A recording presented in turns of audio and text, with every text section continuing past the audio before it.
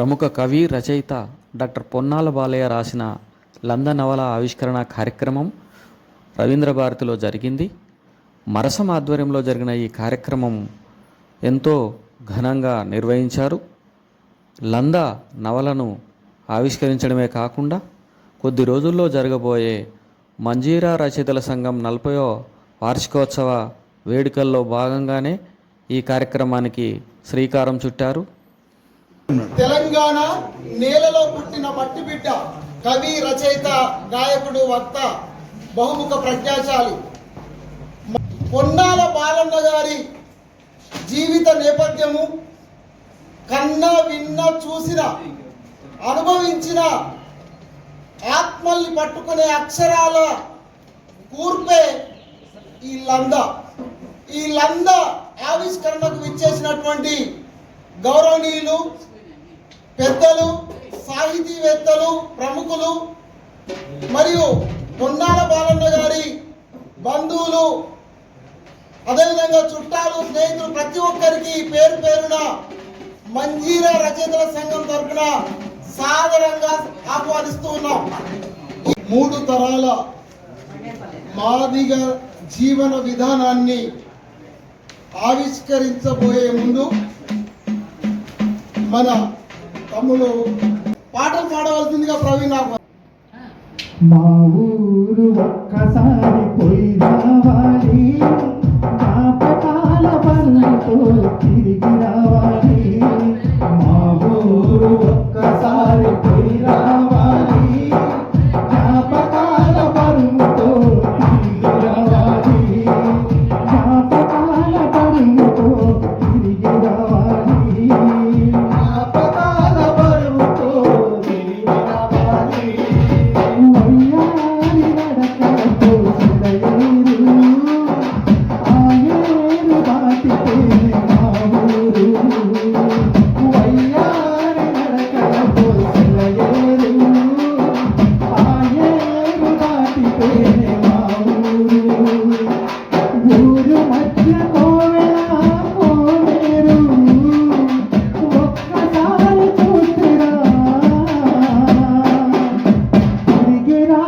ఊరు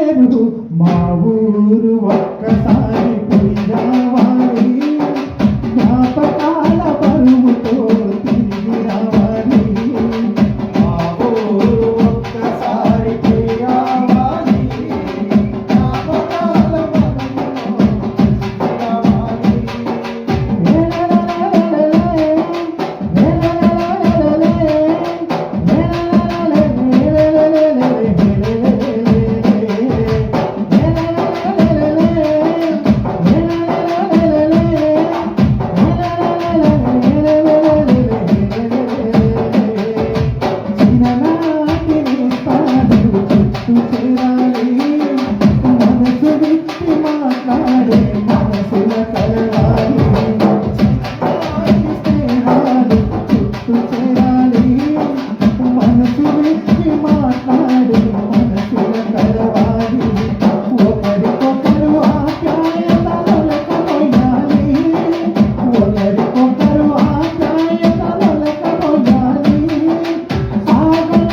పోయి రావాలి, జ్ఞాపకాల బరువుతో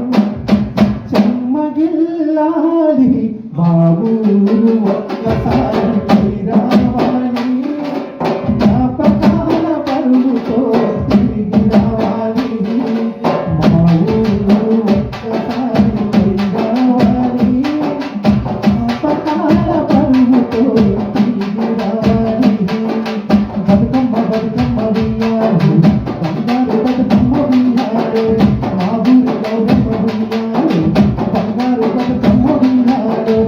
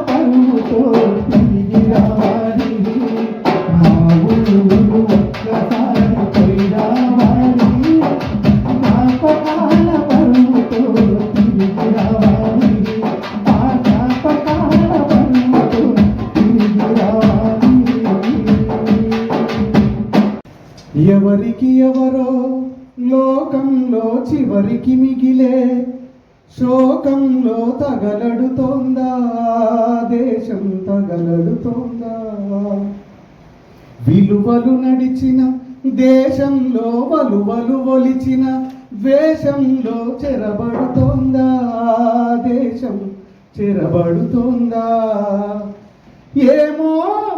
మిత్రులందరికీ స్వాగతం. ఈ సభకు సభాధ్యక్షత వహించవలసిందిగా కె రంగాచార్య మనసం అధ్యక్షులను వేదిక మీదకి సాధారణంగా లోకానికి పరిచయం చేసిన కవి రచయిత కేంద్ర సాహిత్య అకాడమీ అవార్డు గ్రహీత ప్రజాకవి లంద పుస్తకావిష్కరణ చేస్తారు. సారి వేదిక మీదకి రావాల్సిందిగా సాధారణంగా ఆహ్వానిస్తారు. సమాజానికి ఉస్మానియా విశ్వవిద్యాలయం ఆర్ట్స్ కళాశాల ప్రిన్సిపాల్ గారు వేదిక మీదకి రావాల్సిందిగా కాసిం సార్ను సాధారణంగా ఆహ్వానిస్తారు. తెలుగు సాహిత్య రంగంలో కవిగా రచయితగా విమర్శగా విశిష్టంగా బహుముఖీనంగా విశిష్ట సేవ చేస్తూ సాహిత్య ప్రపంచంలో తనదైన ముద్ర వేస్తున్న సాహితీవేత్త జి లక్ష్మీనరసయ్య గారిని సాధారణంగా వేదిక ఆవిష్కరించిన రచయిత్రి కవయిత్రి సామాజిక చైతన్యవేత్త జూపాక సుభద్ర గారిని వేదిక తర్వాత కేంద్ర సాహిత్య అకాడమీ అవార్డు యువ పురస్కార గ్రహీత ప్రముఖ కవి రచయిత విమర్శకుడు పరిశోధకుడు తన బలమైన కలంతో సాహిత్యాన్ని సుసంపన్నం చేస్తున్న డాక్టర్ పసనూరు రవీందర్ గారిని వేదిక అంశాల మీద దృక్పథాన్ని సమాజానికి సేవలు అందిస్తున్న నిర్వాహకులు ఆర్కే గారిని వేదిక సాధారణంగా ఆహ్వానిస్తున్నారు. రచనలతో ఉపన్యాసంతో విశిష్ట గుర్తింపు పొందిన కవి రచయిత ఐదల అంజయ్య గారిని వేదిక మీదకి సాధారణంగా ఆహ్వానిస్తున్నారు. కార్యదర్శిగా సాహిత్య సేవలు అందిస్తూ కవిగా రచయితగా విమర్శకునిగా విశిష్ట సేవలు అందిస్తున్న డాక్టర్ సిబ్బంది అభినందన సభాధ్యక్షులు సభను నిర్వహించవలసిందిగా.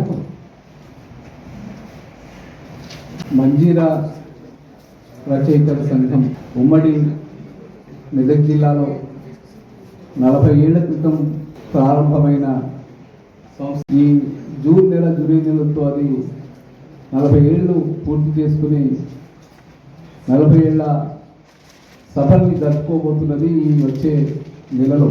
అందులో భాగంగానే ఈ సిద్దిపేట జిల్లా మట్టిబిడ్డ సిద్దిపేట సమీపంలో ఉండేటువంటి హుస్నాబాద్ ప్రాంతానికి సంబంధించిన ఆరేపల్లి అనే ఒక మారుమూల పల్లెలో జన్మించినటువంటి ఒక దళిత బిడ్డ తన దృక్పథం ఏమిటో తన నడకేమిటో సమాజంలో ఎట్లాంటి మార్పు రావాలో ఆయన తన కవిత్వం ద్వారా చెప్పి ఉన్నాడు. ఆ నేపథ్యంలోనే ఇప్పుడు ఒక గొప్ప నవలని ఈ సాహిత్య ప్రపంచానికి ఆయన అందించబోతున్నాడు. అతడే ఈరోజు మీ అందరి సమక్షంలో తెలుగు సాహిత్య ప్రపంచంలోకి లంద ఆవిష్కరించబోతున్నది రాబోతున్నది. బాలయ్య చాలా సామాన్యంగా కనిపించేటువంటి వ్యక్తి, కానీ ఆ పుస్తకాన్ని చదివిన తర్వాత ఒక అసామాన్యమైనటువంటి రచయిత బాలయ్యలో ఉన్నాడు అని చాలా స్పష్టంగా ఈ నవల ద్వారా అర్థమైపోయింది. మంజీరా రచయితల సంఘం కేవలం సాహిత్యం కవిత్వం మాత్రమే ఇస్తుంది అనే ఒక అది ఉంది. ఇప్పటికే మా సారు సిద్ధారెడ్డి సార్ రాసినటువంటి కథా సంపుటి కావచ్చు, నవల కావచ్చు, వీటి ద్వారా సాహిత్య ప్రపంచంలోకి ఈ కథా సాహిత్యంలో నవలా సాహిత్యంలో కూడా గొప్ప రచనలు చేయగలరు అని ఒక నిరూపితమైపోయినటువంటి పరిస్థితి ఉంది. ఆహ్లాదభరితమైనటువంటి అది ఉంటుందో ఆయన ఆ నవల ద్వారా చాలా గొప్పనైనటువంటి వ్యక్తీకరణలతోటి భాషతోని ఆయన అద్భుతంగా ఈ నవల ద్వారా అందించడం జరిగింది. ఈ నవలని ఈరోజు మనం ఆవిష్కరించుకోబోతున్నాం. చాలా సంతోషం అనిపించింది. అంతకుముందు బాలయ్యను చూసిన తీరుకి ఈ నవల చదివిన తర్వాత బాలయ్యను చూస్తున్న విధానానికి పూర్తిగా ఒక మార్పు కనిపించింది నాకైతే. ఆయన రాసినటువంటి ప్రతి వాక్యంలో ప్రతి పదంలో ఒక అద్భుతమైన వ్యక్తీకరణలు, అద్భుతమైనటువంటి జీవితం వ్యక్తీకరించబడినటువంటి నవల నందనవల. అది ఇవాళ తెలుగు సాహిత్య ప్రపంచంలో వస్తున్నందుకు ప్రత్యేకంగా బాలయ్యకు మంజీరాల చేతక సంఘం పక్షాన శుభాకాంక్షలు తెలియజేస్తూ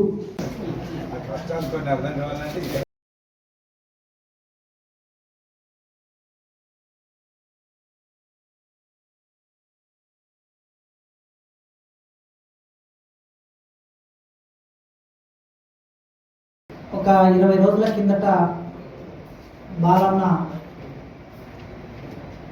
ఇలా పుస్తకావిష్కరణ పెట్టుకుంటున్నాను, కంపల్సరీ ఆ కార్యక్రమంలో మీరు ఉండాలి అని అడిగినప్పుడు ఏం పుస్తకం అని అడిగాను. సాధారణంగా ఆయన కలం నుంచి ఇప్పటి వరకు కవిత్వం వచ్చింది, ప్రత్యేకమైన కవిత్వం వచ్చింది కనుక నేను సహజంగా కవిత్వం అనుకున్నాను. నవల అన్నాడు ఆయన. నవల అంటే మరి చాలా పెద్దగా ఉంటుంది కదా, నవలను చదవాలి మాట్లాడాలంటే మీరు ఆవిష్కర్త అన్నాడు. సంతోషం. కనుక ఆవిష్కర్త అంటే ఆవిష్కరణ చేసి కూర్చుంటే సరిపోతుంది, మిగతా దాన్ని ప్రధానంగా మాట్లాడాల్సిన వాళ్ళు ఎలాగో మాట్లాడతారు. నాకు ఈ మాట చెప్పిన తర్వాత నవల పేరేమిటి అని అడిగాను. లంద అని చెప్పాడు. ఇంకా సంతోషం వేసింది. ఇంకో మాట దాన్ని పొడిగింపుగా ఏమన్నాడంటే, ఈ పుస్తకంలో మనందరి జీవితాలు ఉన్నాయన్నా అన్నాడు. నీ జీవితం ఉంది, నా జీవితం ఉంది, ఉస్మానియా యూనివర్సిటీ ఉంది అన్నాడు.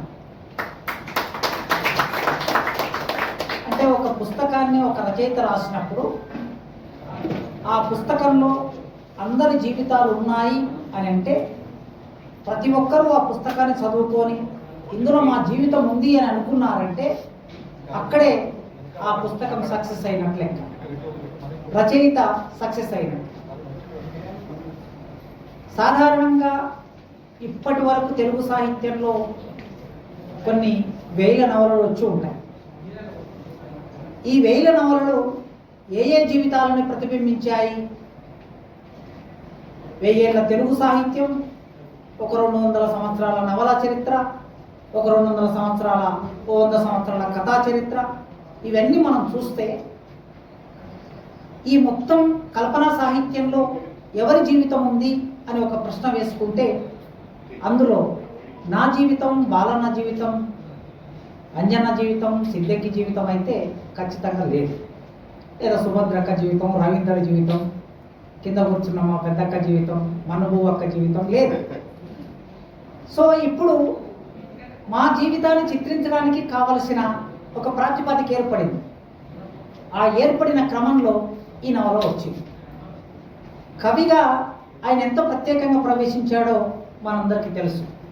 ఆయన మొదటి పుస్తకాన్ని ఆవిష్కరణ సభలో పాల్గొన్నాను. ఆ పుస్తకానికి ముందు మాట కూడా రాశాను.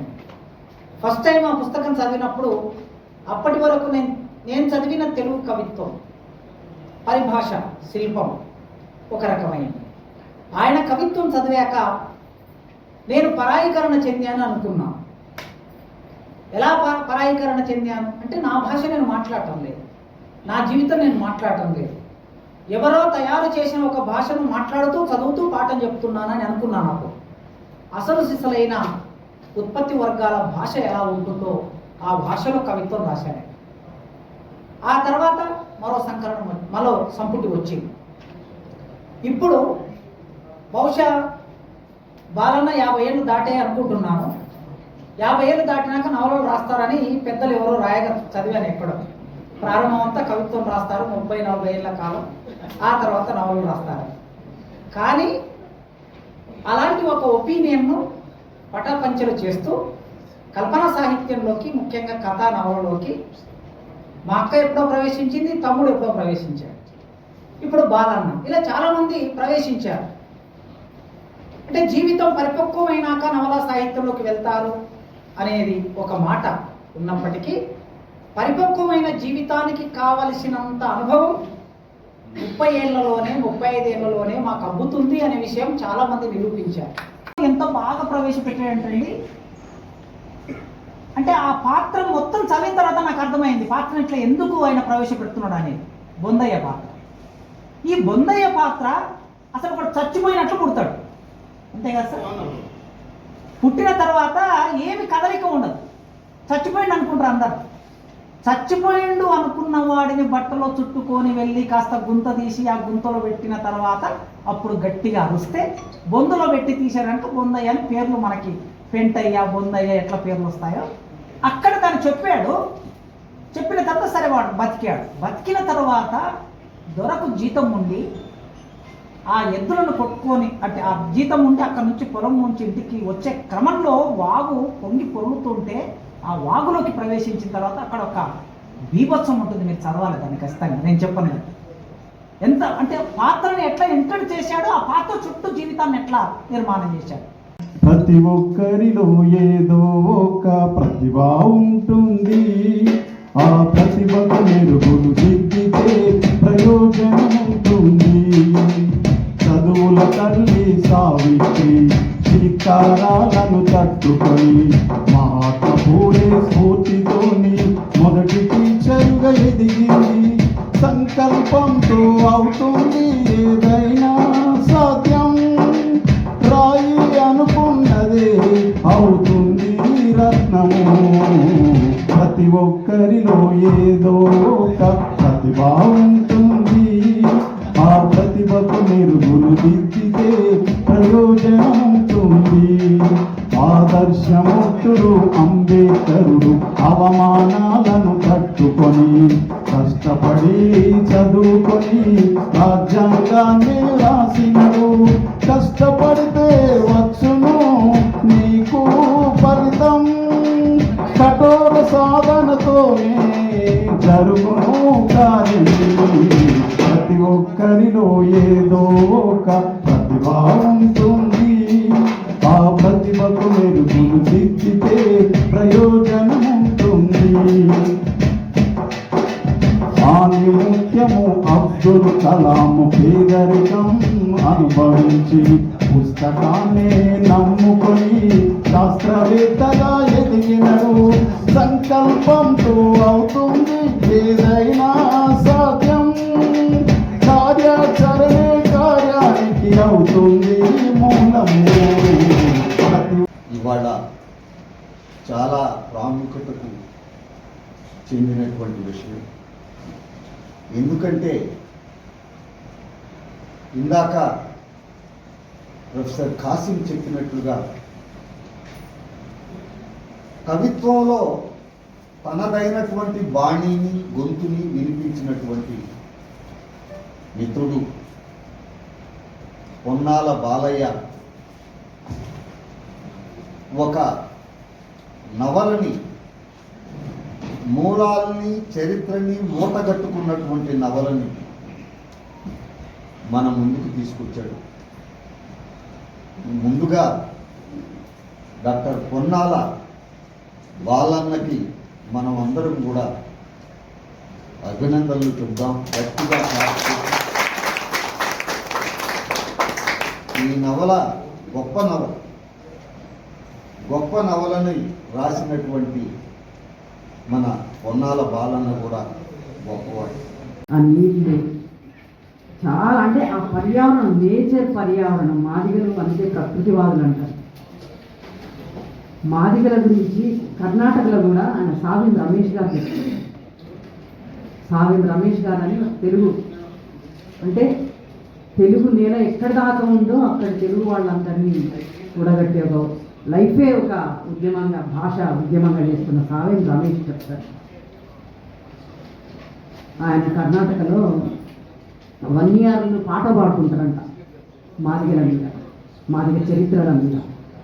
వీళ్ళకు ఒక 12 అడుక్కునే అంటే అడుక్కోవడం అనే అనకూడదు, వాళ్ళకి ఆశ్రిత కులం, ఉప కులం 12 మంది, 12 గ్రూపులు, 12 సమాజాలు ఉండేవని వన్యారులు పాడతారని సావిన్ రమేష్ చెప్తుంటారు. చాలా గొప్పగా చెప్తుంటారు.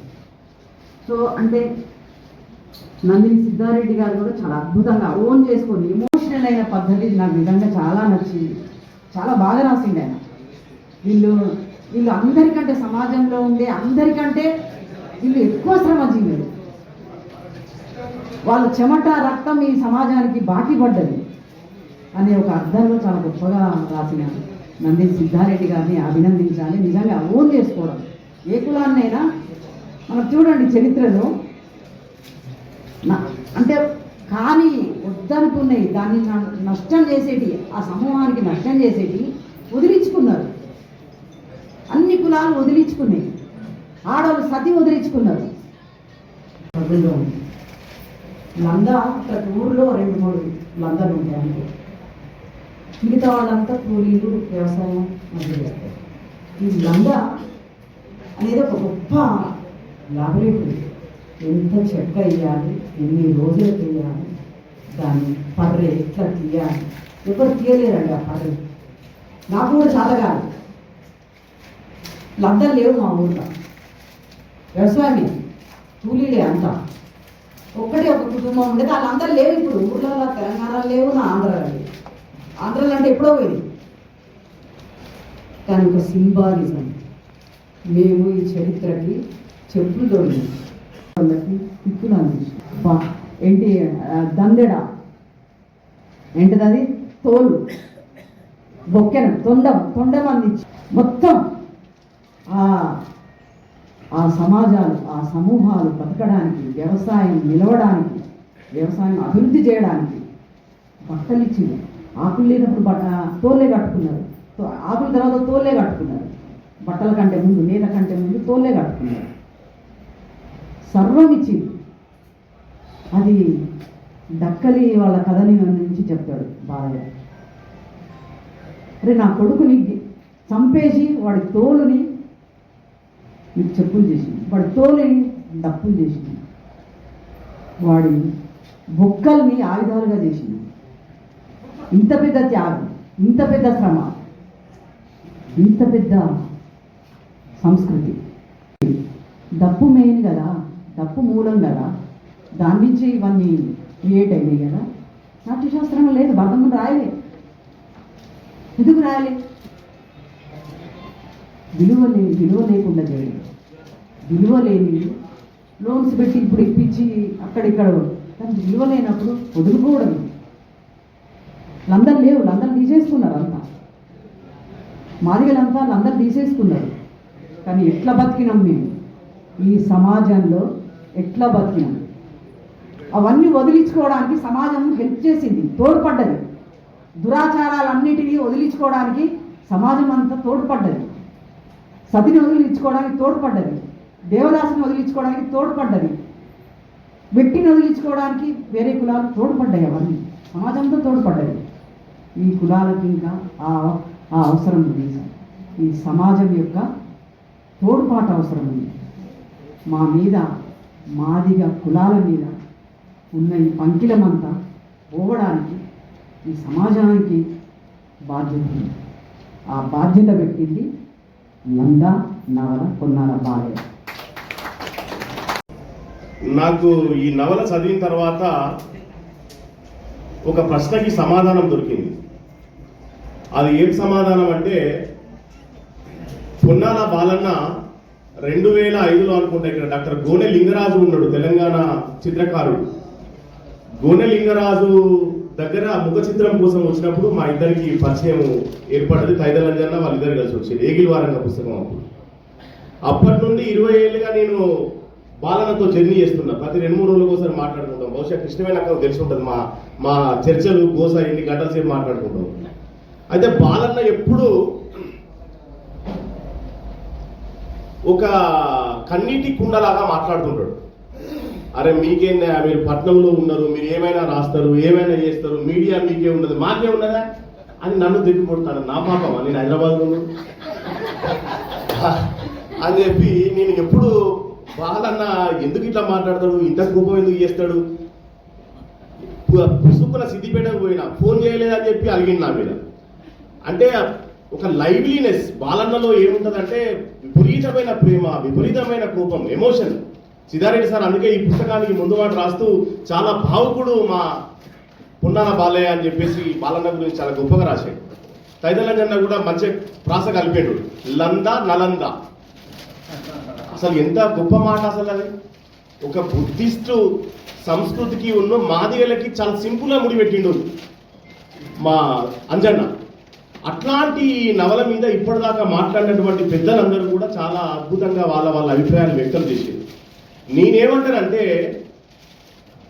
ఈ లంద నవల గడిచిన 100 ఏళ్ల మాదిగ జాతి సాంస్కృతిక చిత్రపటము అనేటటువంటి మాట చెప్పడానికి నేను గర్వపడతా ఉన్నాను. ఇది చారిత్రక నవల, ఇట్ ఇస్ ఎ పొలిటికల్ నవల, ఇట్స్ ఎ ఫిలాసాఫికల్ నవల. ఎందుకు అంటే ఎంత జీవితాన్ని 175 పేజీలకు కుదించిండు. ఇది 1750 పేజీలు రాయాలి, ఇది 17,000 పేజీలు రాయాలి. అట్లాంటి ఒక జీవితాన్ని చాలా సింపుల్గా దీంట్లో కుదించేటటువంటి ప్రయత్నం చేశాడు. నేను బాలన్నని అందించినందుకు ముఖ్యంగా మంజీరకి నా ధన్యవాదాలు తెలియజేస్తా ఉన్నా. 40 ఏళ్ల మంజీర, నది బారుతున్న జాడ, 4 దశాబ్దాల జాడ, ఎంతమంది కవులను అందించింది, ఎంతమంది రచయితలను అందించింది. బహుశా ఇన్ని పాటల్ని చాలా జాగ్రత్తగా లొకేట్ చేసిండు. మంజీర రచయితల సంఘం తరఫున మొగులైంది అనే ఒక కవితా సంపుటి వచ్చినట్టుంది. ఏ ఇయర్ అన్నది 98, 96. బహుశా గ్లోబలైజేషన్ మీద వచ్చినటువంటి తొలి కవితా సంపుటులలో అదొకటి. గ్లోబల్ ఖడ్గము, మొగులైంది. అట్లాంటి చారిత్రక కవితా సంకలనాలు, చారిత్రక పుస్తకాలు మంజీర నుండి ఎన్నో వచ్చినాయి. వాటి సరసన ఇప్పుడు లంద వచ్చింది అనేటటువంటి విషయం చెప్పడానికి నేను చాలా గర్వపడతా ఉన్నా. బాలన్న జీవితం ఎంత ఆటుపోట్లతో కూడుకొని ఉన్నది, ఎంత సంఘర్షణాత్మకమైంది అనేటటువంటి విషయము మనకు లంద నవల చదివినప్పుడు చాలా స్పష్టంగా అర్థమవుతుంది. ఆయన ఒక కన్నీటి కుండ, ఆయన ఒక దుఃఖ నది, ఆయన కదిలిస్తే జీవితమే. ఎంత తడితడిగా రాసుకుంటూ వచ్చిండు ఆ భాషని. నాకు చాలా ఆశ్చర్యం అనిపించినటువంటి విషయం ఏంటంటే బాలన్నకు చరిత్ర పట్ల ఇంత అవగాహన ఉన్నదా, మాదిగ జాతి ఎవల్యూషన్ పట్ల ఇంత అవగాహన ఉన్నదా అనేటటువంటి విషయం లంద చదివిన తర్వాతనే నాకు అర్థమైంది. ఎందుకు అంటే బాలన్న ఉస్మానియా యూనివర్సిటీ దగ్గర స్టార్ట్ చేసి 100 ఏళ్ళు వెనుకకు పోయి తెలంగాణ సాయుధ రైతాంగ పోరాటంలో మాదిగలు ఏం చేసిర్రు, నక్సలైట్ ఉద్యమం వచ్చినప్పుడు మాదిగలు ఏం చేసిర్రు, తెలంగాణ ఉద్యమం వచ్చినప్పుడు ఏం చేసిర్రు అంటే ఏ ఉద్యమం వచ్చినా సరే దానికి మద్దతునిచ్చినటువంటి వాళ్ళు మాదిగలు అనేటటువంటి ఒక సూత్రీకరణ ఈ నవలలో మనకు చాలా స్పష్టంగా కనబడుతుంది. పైగా బాలన్నకి చాలా జాగ్రత్త కూడా ఉన్నది. బాలన్న చాలా సెన్సార్ చేసిన ఒక విషయం ఇంతకుముందు సుభద్రక్క చెప్పింది. తన బాధ్యత ఏందో బాలన్నకు బాగా తెలుసు. వాస్తవానికి తెలంగాణ ఉద్యమం గురించి చాలా తక్కువ రాసాడు. ఎందుకు తక్కువ రాసాడు? యుద్ధం ఇంకా మిగిలే ఉన్నది అని చెప్పేసి వదిలేసిండు. బహుశా నెక్స్ట్ రాస్తాడు ఆయన. ఎందుకు అంటే ఏకసూత్రత దెబ్బతినకూడదు. నవలలో దళిత జీవితాన్ని ఎత్తుకున్నప్పుడు, మాదిగ జీవితాన్ని ఎత్తుకున్నప్పుడు ఆ జీవితం వెంట పయనిస్తూ పోవాలి తప్ప మళ్ళీ ఇంకో వైపు పోతే డైల్యూట్ అయిపోతాననేటువంటి భయం ఉన్నది బాలన్నకి. కాబట్టి ఒక అచ్చమైన ఎండు తునుకల దండం ఇది లంద. అచ్చమైనటువంటి ఒక ఎండు తునుకల్ని కాల్చినప్పుడు మా సిద్ధారెడ్డి సార్ రాసిండు. ఆ పరిమళం ఎట్లా వస్తుందో ఆ పరిమళాన్ని ఈ పుస్తకంలో మనకు అక్షరంలో అందించిండు బాలన్న అనేటటువంటి మాట అనుకొచ్చిండు. ఇవాళ జూన్ 14 అంటే ప్రపంచవ్యాప్తంగా కోటాను కోట్ల మంది ప్రజలు అత్యంత ఆత్మీయంగా తెలుసుకునే చే గువేరా పుట్టినరోజు.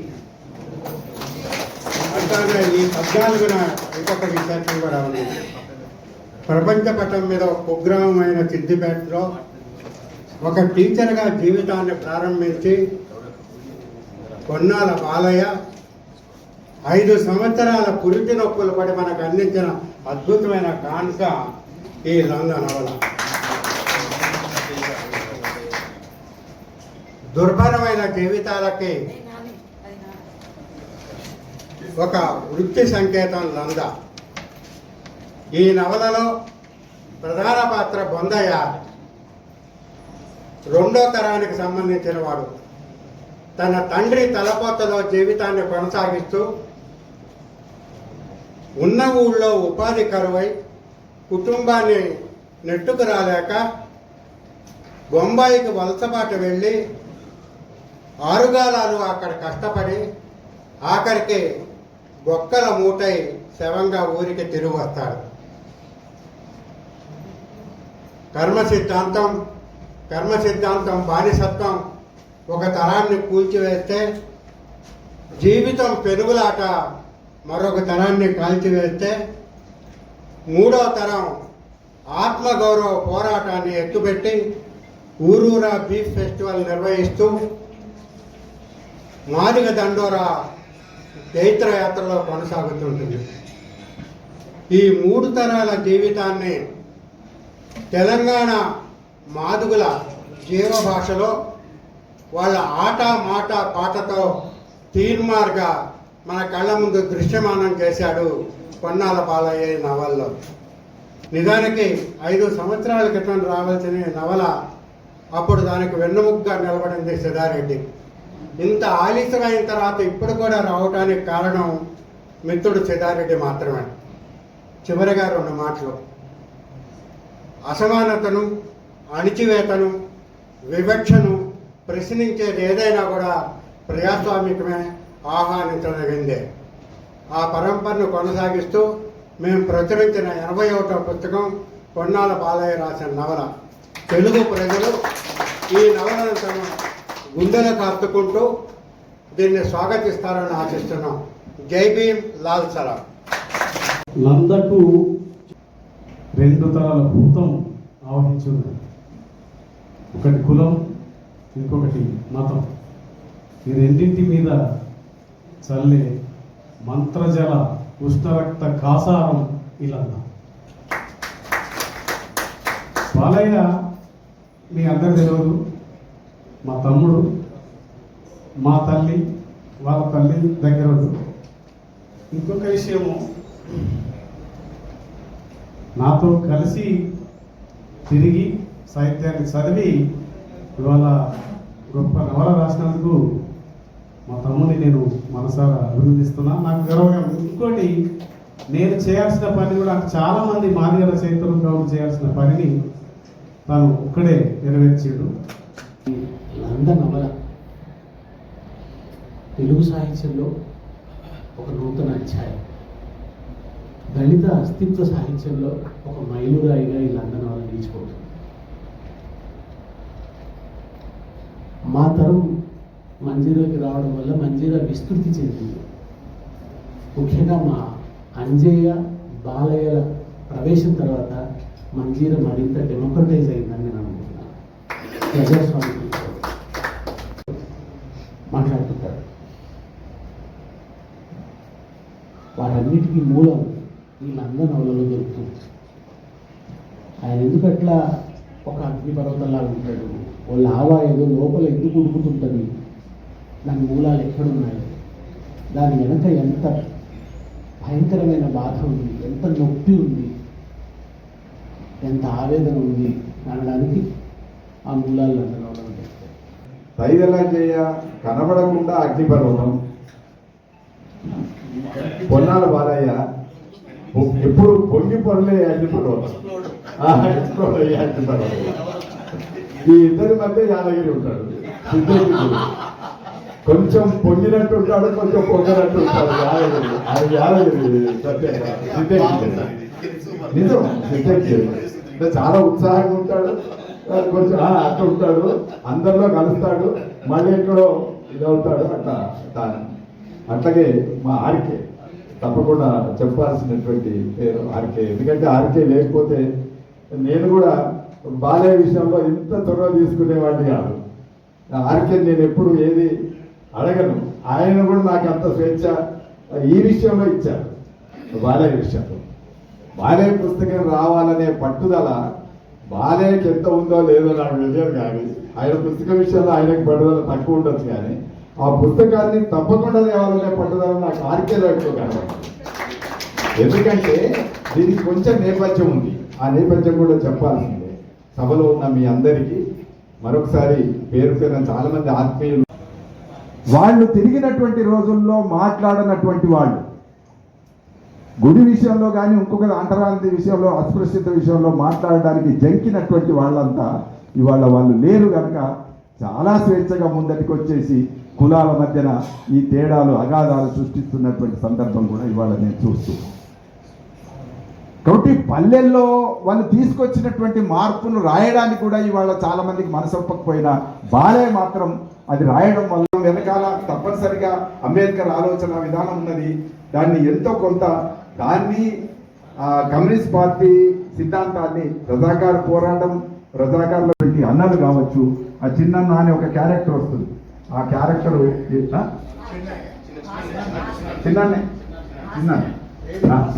పేరు ఆ చిన్నన్న అనే క్యారెక్టరు తీసుకొచ్చినటువంటి వాళ్ళ ప్రభావం కూడా దాంట్లో చెప్తాడు. ఇది చెప్పడం అనేటువంటిది అది సహజంగా ఉంది కూడా. నేను దగ్గర నుంచి చూసిన అన్ని సామాజిక వర్గాలలో ఎక్కువ శ్రమ చేసినటువంటి సామాజిక వర్గం మాత్రం ఖచ్చితంగా మాదిగ వర్గమే, మాదిగ కులమే వచ్చే సమాజాన్ని చేసి ఆ పంటలు పండించడంలో కానీ అక్కడ ఉండేటటువంటి అనేక అంశాల్లో ఒక పల్లె గ్రామీణ సంస్కృతి అని చెప్పబడేటటువంటి సంస్కృతి వెనకాల మూలాధారంగా ఉండేటటువంటి శ్రమ కానీ, చైతన్యం కానీ, సంస్కృతి కానీ, పాటలు కానీ ఇవన్నీ కూడా మాదిగ కులాలకు సంబంధించినటువంటి పాటలు ప్రధానంగా ఉన్నాయనేది నేను చాలా దగ్గర నుంచి చూశాను. నాకు అందుకని ఊర్లో అయినా వాళ్ళు ఎక్కువ దగ్గరగా ఉంటారు. బహుశా కాలేజీలో అయినా కూడా ఒకానొక దశలో బహుశా మన వాళ్ళకి గుర్తుందో లేదో కానీ ఒకసారి వీళ్ళు ఎస్సీ హాస్టల్లో ఉన్నప్పుడు అప్పుడు బాగా ఇష్టపడినటువంటి ఒక విద్యార్థి సంఘం, ముఖ్యంగా ఏబీపీ వాళ్ళు కొట్టడానికి హాస్టల్లో గుర్తుందా? ధర్వప్పుడు హాస్టల్లో ఉండే పిల్లల్ని కాన్సన్ట్రేట్ చేసి ఒక 8 మందినో 10 మందినో కొడుతున్నారు. నేను క్లాస్ రూమ్ నుంచి వచ్చిన రాగానే నాకు మా అటెండర్ చెప్తే నేను వెంటనే డస్టర్ చాక్ పీస్ అక్కడ పడేసి ఉరికి ఆ కొట్టేది ఏదో నన్ను కొట్టండి అని నేను మన కుంటసి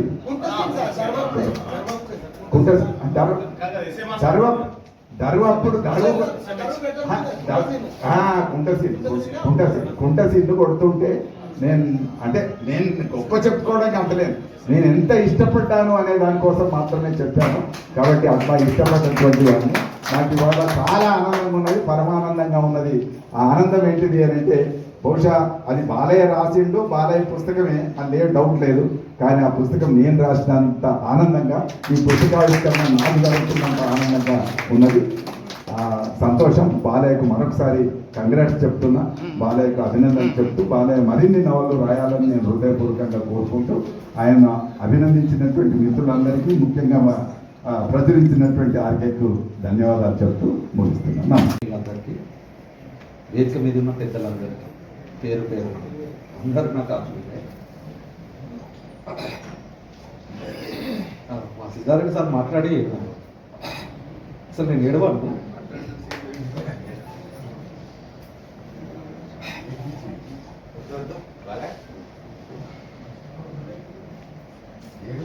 ఈ నవల రావడానికి ప్రధాన భూమిక అసలు నిజానికి నేను క్లాసులో బాగా వెనకబడిలో ఉండేటోడు. సార్లు కూడా చాలా అవమానం చేసేటోడు. మమ్మల్ని ఎవరు కాన్సన్ట్రేషన్ చేయలేదు. వాస్తవానికి మా అంజన సహజ సిద్ధంగా ప్రతిభావంతుడు, మాలో కూడా ప్రతిభ ఉంది. అది ఖడ్గమే కానీ దాన్ని పదును పెట్టకపోతే ఆయుధం కాదు కదా. అట్లనే మాలో ఉన్న ప్రతిభను పదును పెట్టడానికి కొన్ని అద్భుతమైన శక్తులు మాకు తోడ్పడ్డాయి. మాకు ఊహ తెలియనప్పుడే మా ఇళ్లలో ఆటలు, పాటలు, మాటలు అవన్నీ నేను నవలలో రాసిన. మాకు ఏడుపుల కంటే ఏడుపును కూడా పాటలుగా వాడుకుంటాం మేము. మా అబ్బాయి ఏడుస్తుంటే మబ్బులలేసి ఏడ్చేది, అద్భుతంగా ఏడ్చేది. మా ఏడుపు యొక్క కవిత్వం. ఆమె ప్రతి మాటకు ఒక సామెత వస్తుంటే, ప్రతి మాటకు, ప్రతి పాట, కోపంలో సామెత, హాస్యంలో సామెత, దుఃఖంలో సామెత, ఇంట్లోనైనా సామెతలే ఉంటాయి. మా అబ్బ మాట్లాడితే చాలు కవిత్వం. అసలు ఈ భాష అంతా మా అవ్వదే, మా నాన్నదే, మా పల్లెదే. ఇక్కడికి మా మల్లయ్య సార్ కూడా వచ్చింది, మా గురువు సార్. ఒకసారి నిలబడ్డాడు.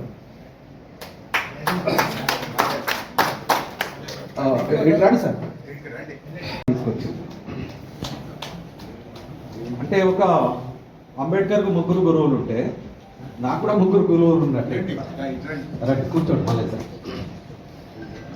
మా ఇంటి ముంగటి ఇల్లు. నాకు ఏం రానప్పుడు నాకు అన్నీ నేర్పించినవాడు. ప్రజలంతా ఒక్క కాటి మీద నడవాలంటే తాషెట్టును కొట్టేసి నడతారు కావచ్చు, దాని మీద అనుకునేటువంటి. కానీ నాకు ఒక సామాజిక దృక్పథాన్ని కలిగించిన వాడు, నాలో మళ్ళీ ఆహాలను నేర్పించిన వాడు, అక్షరాలను నేర్పించిన వాడు, మా మల్లయ్య సార్ నా ప్రథమమైన గురువు. ఎంతోమంది గురువులు ఉండొచ్చు, నాకు చదువు చెప్పచ్చు, కానీ మా మల్లయ్య సార్ లేకపోతే నేను లేను. వాస్తవానికి మా మల్లయ్య సార్కి నేను ఎప్పుడు రుణపడి. నన్ను చాలా ప్రేమగా మా ఇంటి ముందే ఉంటాడు. మా అన్నయ్య కంటే ఎక్కువ. అంతే. Thank you Mallayya. అట్లనే నేను చాలా మొండోని. ఎంత దుఃఖం ఉంటుందో అంత వేషం ఉంటుంది, అంత పౌరుషం ఉంటుంది. ఏదైనా పని పట్టుకుంటే దాన్ని చేసేదాకా విడిచిపెట్టా. అదే నన్ను ఇక్కడ దాకా తీసుకొచ్చి నన్ను ఎంతోమంది అవమానించినా, ఎన్ని ఎగతాళి చేసినా నేను చేయాలనుకున్న దానికి చేసేదాకా ఊరుకోను. అది ఏమైనా మంచిది. అట్లా చదువుకుంటూ నువ్వు ఇది కాదురా బాలయ్య, నువ్వు మ్యాథ్స్ రాదు, నీకు ఇది రాదు, నువ్వు సోషల్ తీసుకో అని. నేను ఉస్మానియా యూనివర్సిటీలో చదువుకోవాలని ఇక్కడ దిగినప్పుడు నాకు ఏం తెలియదు. బస్ స్టాండ్కి వచ్చి నన్ను తీసుకుపోయి ఎగ్జామ్ రాయించడు మా మల్లయ్య సార్. తన రూమ్లో పెట్టుకున్నాను. అసలు అందరూ ఎక్కడ పెట్టి చూసుకుంటారు కానీ తన గుడ్డలో పెట్టి చూసుకున్నాను. నాకు ఎప్పుడు ఈ అవకాశం రాలేదు, ఇప్పుడు వచ్చింది. Thank you very much. అట్లనే చదువుకుంటూ వస్తున్నప్పుడు నేను మా చిన్నమ్మకు మా చిన్ననాన్నకి అంకితం ఇచ్చాను. ఈ నేపథ్యం ఒకటి చెప్తా. గుంటూరు లక్ష్మీనరసింహ సార్ ఇక్కడికి రావడానికి నేపథ్యం, నేను మా చిన్నమ్మల ఇంటికాడ ఉంటే ఎంత గొప్పలు అంటే వాళ్ళ మనసు మా అమ్మ కంటే ఎక్కువ, మా నాన్న కంటే ఎక్కువ. మా నాన్న తెలియదు, ఏది అడిగితే అది ఇచ్చేటోళ్ళు ఉన్నారు. ఏది అడిగితే అది నేను చూపించి ఇది కావాలంటే అది ఇచ్చేటోళ్ళు. వాళ్ళ దగ్గర డబ్బులు ఉండేవి. మమ్మల్ని మొత్తం మా నాన్న లేకపోతే సాధింది వాళ్ళే. ఈ నవలలో ఉంటుంది మా చిన్నమ్మ. సాధింది వాళ్ళే. బట్టలు పంపించేది, పైసలు పంపించేది, పుస్తకాలు పంపించేది. ఎంత ప్రేమగా చూసుకునేదో ఆమె ప్రేమకు నేను ఎప్పుడూ రుణపడను. అందుకే మా చిన్నమ్మ, మా తమ్ముడు, మా చిన్న నన్ను ప్రపంచంలో అత్యంత ప్రేమ చూసుకున్న వాళ్ళు వాళ్ళే. నా ఊహ తెలిసిన పనులు కాబట్టి వాళ్ళకి నవలాంకితం ఇచ్చి వాళ్ళు ఇవ్వలేదు. ముగ్గురు చంపారు. నేను వాళ్ళ ఇంటికాడ ఉన్నా. ఎటుపోతున్నారు ఆ బాలి అని అంటే, నేను మీటింగ్ ఉన్నదంటే హుస్నాబాద్లో అంబేద్కర్ అధ్యయన వేదిక మీటింగ్ ఉన్నది, నేను పోతున్నా అని అన్నా. అంటే ఏం కావాలని నీకంటే, నాకు 200 కావాలి. ఏం ఆలోచించారు వాళ్ళు, ఇచ్చేస్తారు. ఇచ్చిర్రు 200. ఆ 200 పట్టుకొని పోయి ఒక పుస్తకం అనుకున్నాను నేను. అది ఏంటిది? అంబేద్కర్ అధ్యయన వేదికలో చిక్కన్ అవుతున్న పాట. G Lakshmi Narasimha sir hero నాకు అప్పుడు, ఇప్పుడు కూడా హీరో లేదు. జి లక్ష్మీ నరసింహ సూర్యుడు ఒక ఉదయించి తన కిరణాలను ఈ భూమి మీద ప్రసరింపజేస్తాడు. ఆ కిరణాలతోని కొన్ని జ్ఞాన కిరణాలు మొలకెత్తుతాయి. అట్లా తన మాటల ప్రభావంతో నేను ఈరోజు కవినైనా, నేను మీ ముందుకు రాయాలి. ఆ చిక్కన్ అవుతున్న పాట చదువుతున్నప్పుడు, అరే నా దుఃఖమే కదా ఇది, నా బాధలే కదా, కవిత్వం ఇట్లా రాయొచ్చా అని చెప్పి నేను అప్పటికీ ప్రకృతి కవిత్వము, ప్రేమ కవిత్వము, విప్లవ కవిత్వము రాసేట్టున్నాను. కానీ అప్పుడు నా దృక్పథం మారిపోయింది. కాబట్టి ఈరోజు లక్ష్మీనరసింహ సార్ ఇక్కడికి రాగలిగింది. లక్ష్మీనరసింహ సార్ తనకు తెలియకుండానే నా గురువు, నా రెండవ గురువు. తనకు హృదయపూర్వకంగా ధన్యవాదాలు తెలియజేస్తాము. అన్ని బాంబులను అంటూ పెడతాను కొనుకొచ్చుకోండి, కానీ ఒకటే ఢామ్ అని పేలుతుంది. అట్లా పేలింది లక్ష్మీనరసింహ సార్కి తెలియకుండా ఒక బాంబు పేలింది. Thank you very much. అట్లనే నేను బొంబాయి పోయినా. ఈ కష్టం అంతా చూడకుండా ఎవరు రాయలేదు. ఒక సిమెంట్ బాత్ ఎత్తుకొని 10 మాలల బిల్డింగ్ ఎక్కాలి. నేను చదువుకునే పిల్లవాడిని. 9వ తరగతిలోనే మా అన్న నన్ను బొంబాయి తీసుకుపోయి, నువ్వు చదువుకుంటే ఏమొస్తుంది రా నాకని. నాన్న అతను పడ్డాను. మా మల్లేష్ సార్ కూడా వచ్చింది. నేను నువ్వు ఏందిరా, నువ్వు చదువుకోవాల్సిన ఇక్కడ వచ్చి పని చేస్తున్నావు, చాలా నాడు వాడిని చదివి అని చెప్పి ఆయన ప్రధానమైన పాత్ర ఉంది నన్ను మళ్ళీ ఇంటికి రప్పించడం. అట్లా వచ్చి చదువుకున్నా ఇంటర్మీడియట్. ఆ ఇంటర్మీడియట్లో తప్పిపోయినా, మళ్ళా బొంబాయి పోయినా. ఈ బొంబాయిలో ఈ పరిసరాలు, ఈ జీవితం అంతా నా జీవితమే, నేను అనుభవించిన కష్టాలే అవన్నీ. మా నాన్న నిజానికి మా నాన్న బతుకుంటే ఒక హీరో. అప్పుడే అక్కడ ఆయన ఒక మేస్త్రిలో మొకద్దాం అందరికీ నచ్చిన ఆయన. అట్లా ఆయన జీవితాన్ని రికార్డ్ చేయాలనుకున్నాం. మా నాన్నని నేను చూడలేదు. మా నాన్న ఫోటో కూడా లేదు మాకు. ఒక ఫోటో తీసిరు, చచ్చిపోయినప్పుడు తీసిరు. ఆ ఫోటో పాడ మీద వండుకోబెట్టి బ్లాక్ అండ్ వైట్ ఫోటో, దానికి పువ్వులు ఉండే, ముఖాన్ని కూడా ఏర్పడకపోతుండే. అది మా అమ్మ చచ్చిపోయిన తర్వాత గుడిసెలో పెట్టిపోయినా, మళ్ళీ వరకు గుడిసే సెదలు పట్టింది, ఫోటో సెదలు పట్టింది. ఓ ఇల్లు లేదు, ఓ తిండి లేదు, నానే వాళ్ళు లేరు, అన్ని అవమానాలు ఎక్కడో లేదు. అప్పుడు నేను చదువుకోవాలని బలంగా డిసైడ్ అయ్యాను. చదువుకోవాలని నాకు నేను ఒక ఉద్యోగం సంపాదించుకోవాలి ఫస్ట్. అట్లా అప్పుడు నాకు ఉద్యమాలతో చాలా పరిచయం ఉంది. ఆ ఉద్యమాల ప్రభావమే నాలో ఈ ఆలోచన ధోరణి, ఈ విశాల దృక్పథాన్ని ఏర్పరిచింది. ఫస్ట్ నన్ను కార్యోన్ముఖుని చేసింది విప్లవోద్యమాలు. నా మిత్రులు నాతో ఉన్నటువంటి వాళ్ళు చాలామంది. ఆ పునాది లేకుండా మేము లేవు. ఆ పునాది ఉన్నది కాబట్టి మేము మందిరకు ఆత్మీయులమైనాం. అట్లా నేను చదువుకునే డిగ్రీ కాలేజ్కే నేను ఇటుకలు మోసిన. అప్పుడు ఆ డిగ్రీ కాలేజీలో నాకు చదువుకోవాలనిపించింది. పోయిన తర్వాత నాకు పొద్దంతా పని చేసుకునేటోని ఎప్పుడో ఒకసారి కాలేజీకి పోయేటాను. నేను మిగతా వాళ్ళగా రెగ్యులర్ స్టూడెంట్ కాదు. అప్పుడు నాకు మా సిద్ధారెడ్డి సార్ పరిచయం. సార్ దగ్గర ఎంత ప్రేమ ఉంటుందంటే నిజంగా సార్ మీరు మా తండ్రిని చూడలే కానీ అంత ప్రేమ ఉంటుంది. చాలామంది ఇలా ఎన్నో విమర్శలు మా రంగాచార్యులు చూపెట్టిన, నువ్వు పటేళ్లతోని తాబేదారులతోటి అగ్రవర్ణాలతో పుస్తకం ఆవిష్కరిస్తున్నావు, నువ్వు జాతికి ద్రోహం చేస్తున్నావురా అని నాకు మెసేజ్ పెట్టినోడు ఉన్నాడు. ఫోన్లు చేసి కూడా డైరెక్ట్ అడిగినోడు ఉన్నాడు. అరే బాబు, మీకు ఒక్కటే నేను చెప్తున్నా ఈ వేదిక నుంచి, నేను రచయితనైతే మీరు నాకు పరిచయం అయ్యారు, కానీ నన్ను రచయిత చేసింది మా సిద్ధారెడ్డి సార్. అవును, నాకు పుస్తకాలు ఇచ్చింది, పక్క కూర్చుండబెట్టి కవిత్వం ఇట్లా రాయడం నేర్పించాడు. అక్షరం ఇవ్వాలి చెప్పిండో లేదో నాకైతే తెలియదు, కానీ నాకైతే చెప్పిండు. నన్ను ఎంత భరించిండంటే నిజంగా ఇంటికి పోతే 2-3 గంటలు కాదు, అందరు భయపడతారు సార్కు, నేను భయపడకూడదు.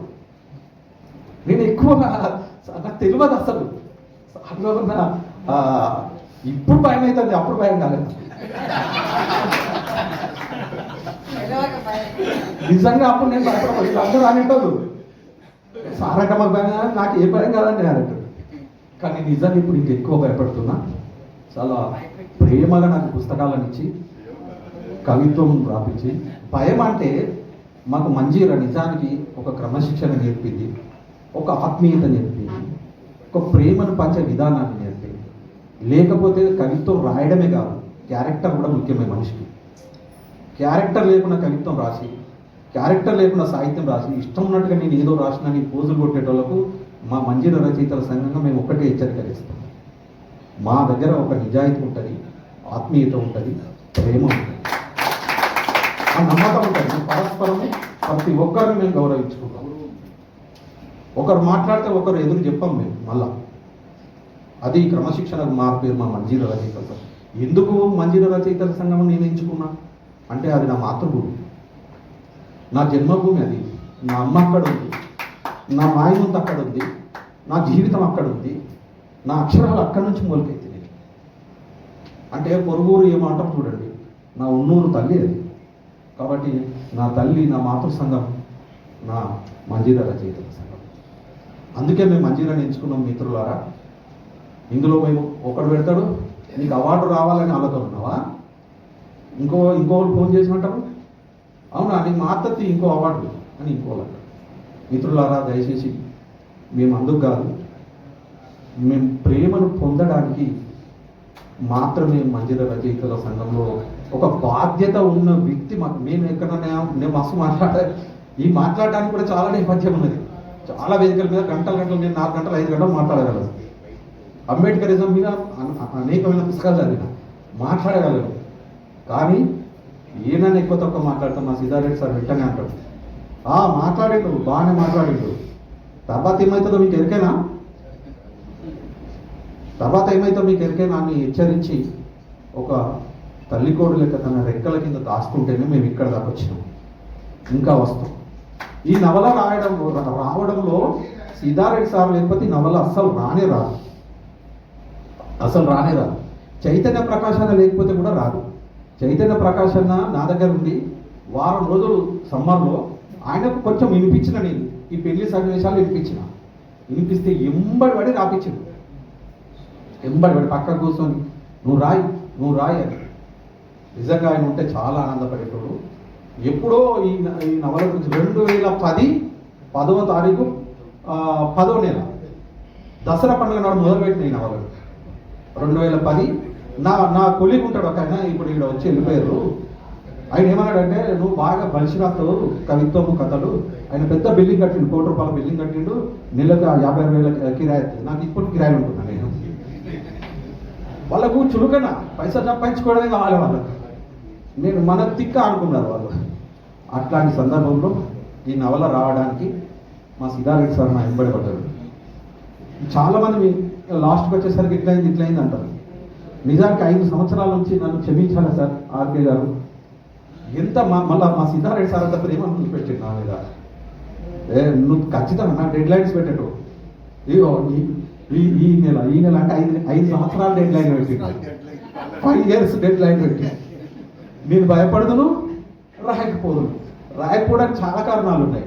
నా వ్యక్తిగత కారణాలు, నా ఆర్థిక కారణాలు, నా కుటుంబపరమైన కారణాలు. అయినా ఈ నవల రాయడంలో నా జీవిత భాగస్వామి కృష్ణవేది ఒకసారి నిలబడి ఈమె చాలా నన్ను పరీక్షించి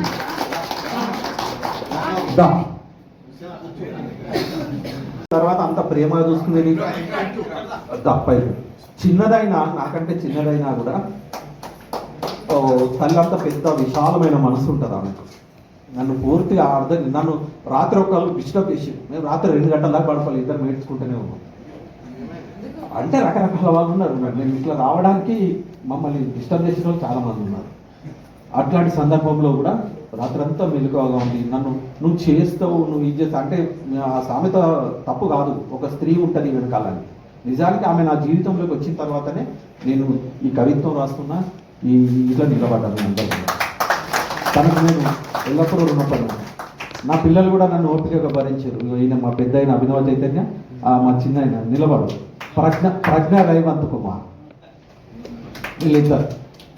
మా ఇంట్లో పోతే వీళ్ళు నాకు సహకరించి డాడీని డిస్టర్బ్ చేయొద్దని చెప్పి ఇట్లా చేసి ఈ నవల రావడంలో వీళ్ళు నాకు బాగా కృషి చేసారు. అంటే నా కుటుంబ సహకారం ఎక్కువ ఉన్నది, స్నేహితుల ప్రోత్సాహం కూడా ఉంది ఇందులో. చాలామంది మిత్రులు, నా బాల్య స్నేహితుడు మల్లేష్ అన్న, ఎంత మీకు ఆయన మాటలలో చెప్పలేను నేను. నాగసంద్రాల నుంచి వచ్చిండు, మా దైదలంజనూరు. మా నాగసంద్రాలు 4-5 ఉన్నారు ఇప్పుడు. ఇలా మా రాజన్న నేను చెప్పకుండా బస్సు ఎక్కించాడు. మా రాజన్న ఎంత ప్రేమ, మా మోయతు మీద నీళ్లకు అంత ప్రేమ ఉంటుంది, అంత తిరుగుబాటు, అంత విప్లవాత్మక ఉంటుంది అందులో. ఆ నీళ్ళలో ఆ నీళ్లు తాగితే మునగాళ్ళైన వాళ్ళు ఉన్నారు. మా సిద్ధారెడ్డి సార్ దగ్గర మొదలైంది. ఆ మోయతు మీద వాళ్ళ పుట్టుక ఈ కొండపాక గట్లలో పుడుతుంది. అది గిరాయిపల్లి అడవుల కొండపాక గట్లలో పుట్టిన మోయతు మీద వాళ్ళ నీళ్లు తాగిన మా దైదల అంజన్న, నేను, మా సిద్ధారెడ్డి సారు, వరసిద్ధప్ప కవి, ఇప్పుడు వెల్దండి శ్రీధరు, బివిఎన్ స్వామి, అది పోయి లాస్ట్కి అక్కడ కలుస్తుంది. అంటే ఒక కవి పరంపర. అందశ్రీ కూడా అదే బాగొట్టు పుట్టిండు. అవును, అందశ్రీ కూడా చాలామంది కవులు రచయితలకు జన్మనిచ్చి ఒక పోరాట గడ్డగా నిలబడ్డది ఆ మోయతు మీద వాగు. ఆ వాగు ఒడ్డున పుట్టింది కాబట్టి అది మంజీర రచయిత. అట్లా ఈ నవల రావడంలో సిద్ధారెడ్డి సార్ లేకపోతే ఈ నవల రాదు. ఎవరన్నా ఏమన్నా అనుకోండి సార్, మీరు ముందు మాట రాయాల్సిందని నేను పట్టుబట్టిన, విమర్శిస్తారు కావచ్చు, ఇది మాదే నవల కదా అని అంటే ఏమన్నా కానీ సార్ కామెంట్ చేస్తారని చెప్పి అయినా కూడా సార్తో రాయించుకున్నా. ఎవరెవరో గొప్పలతో నేను ముందు మాటలు రాయించుకోవాలని చాలామంది అలిగారు. కానీ నాకు మా అంజన కంటే గొప్ప రచయిత కవి మాత్రం ఇవ్వలేరు. మా అంజన తర్వాత మా అంజన కవిత్వం అద్భుతం. ఆయన ఒక కవిత చదివితే మా అందరికి ఆక్సిజన్. మా మంజూర రచయితలు తను ఎక్కువ పేరుస్తాడు, ఒక బాంబు వేస్తాడు, లేకుంటే ఒక మెరుపు ఉంటుంది. అట్లా మా అంజనతోనే ముందు మాట రాయించాలనుకున్నాను. అట్లనే మా సిద్ధంకి యాదన్న ప్రేమ, ఆప్యాయత, తన సహకారం, తన సహచర్యం నన్ను ఇక్కడ దాకా తీసుకొచ్చింది. ఆర్కే గారు చాలా కష్టపడి పుస్తకాన్ని చేసిండు, ఇక్కడ దాకా రావాల్సి వచ్చింది. ఈ సందర్భంగా మిత్రులందరికీ పేరు పేరున నేను కానీ ఇంకా నాకు దుఃఖం కలుగుతుంది సార్. నేను ఏడుస్తా, లేకుంటే బాధలు ఉన్నప్పుడు నేను మరి ఎవరిని ఫోన్ చేస్తాను. ఒక్కసారి నవ్వుతాడు. ఎట్లా నవ్వుతాడు అంటే పాలకాయ వలగొట్టినట్టు. పాలకాయ అంటారు చూడండి, కవిత్వం అంటారు, పాలకాయ వలగొట్టినట్లు. అంటే కొబ్బరికాయ కొట్టగానే పలికి నీళ్ళు వస్తాయి బయటికి, అవి అట్లా నవ్వుతాడు. తర్వాత నేను ఒక్కసారి గోనలింగరాజు అన్న, డాక్టర్ గోనలింగరాజు, తను ఆ గోనలింగరాజు అన్న దగ్గరికి తీసుకుపోయినప్పుడు జ్ఞానం అంటే ఏందిరో బావిలోని కప్ప, శీలం అంటే ఏందిరో నీలోని గొప్ప ఏదో సంథింగ్ ఆ పాట వాడిండు. అప్పుడే ఆయన ప్రగతిశీల విద్యార్థి ఉద్యమాలలో ఉన్నాడు. ఆయన నేను బాగా కనెక్ట్ అయిపోయాను. ఒక దశలో ఇంకా మా అన్యనన్న కటువు ఉంటాడు, కానీ మా పసునూరన్న వట్టిగా కరిగిపోతాడు. మైనా ముద్దలు అంటాడు. నన్ను చాలా ప్రేమిస్తారు వీళ్ళందరూ. అట్లా ఎన్నిసార్లు తను ఇంటిది సెంట్రల్ యూనివర్సిటీలో ఇప్పుడు నేను ఒక పిహెచ్డి చేయడానికి డాక్టర్ నేను డాక్టర్ చదవాలని అంటే చాలామంది ఎందుకురా నీకు బల్బు బాగున్నదని అన్న వాళ్ళు ఉన్నారు, నీకు అవసరమని నువ్వు టీచర్ అని అన్న వాళ్ళు ఉన్నారు. కాదు, దానికి ఒక గౌరవాన్ని తీసుకురావాలి అని చెప్పి సెంట్రల్ యూనివర్సిటీలో అందరితో నోట్స్ ఇప్పించి నాకు నా వెంటుండి నేను ప్రతి రచనను నన్ను ప్రోత్సహించిన వాడు మా పసునూరి లేకపోతే నిజంగా నేను లేదు. పసునూరి కూడా నేను సెంట్రల్ యూనివర్సిటీలో ఒకసారి నేను గేట్ కాడికి పోతే నన్ను ఆపపోదు, సపరేట్గా పోయేటోడు, రూమ్లో పడుకోబెట్టుకునేటోడు, ఇంటికి తీసుకుపోయేటోడు. వరవ శర అనే కథను నేను పక్కకుండగానే నేను మాగిపోద్దని కథ రాసిన, ఆయన వరవ శర అనే కథ రాసి. అంటే అట్లాంటి మిత్రుడు ఆత్మీయుడు మా పసునూరి. ఇక మా అక్క నేను ఎవరో తెలియనప్పుడు నాకు ఫోన్ చేసేది లేవు. మా కృపాకర్ మా సుభద్రక్క, అరే ఏ ఊరే అనేది, ఏం భాషనే ఇది, ఏగిలి వారంగా చదివి రాలేదు. ఏగిలి వారంగా చదివి నాకు రాత్రి ఫోన్ చేసి రాదు.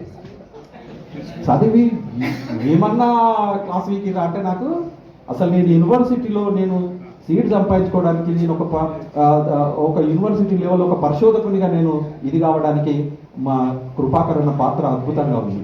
నువ్వు ఉండాల్సింది ఊర్లలో కాదు, నువ్వు యూనివర్సిటీలలో ఉండాలి, నువ్వు చదువుకోవాలి తమ్ముడు అని నన్ను పరిచయం చేసినవాడు నా కృపాకర్ అన్న మా సుభద్ర. దళిత సాహిత్యంలో లందకు ప్రత్యేక స్థానం ఉంటుంది. ఈ నవల తెలంగాణ దళితుల శతాబ్దాల బతుకు చిత్రాన్ని ఆవిష్కరించింది. షబాష్ పొన్నాల బాలన్న. మైటీవీ సిద్దిపేట నిన్ను హృదయపూర్వకంగా అభినందిస్తోంది. జై తెలంగాణ, జై మాదిగ, జై లంద.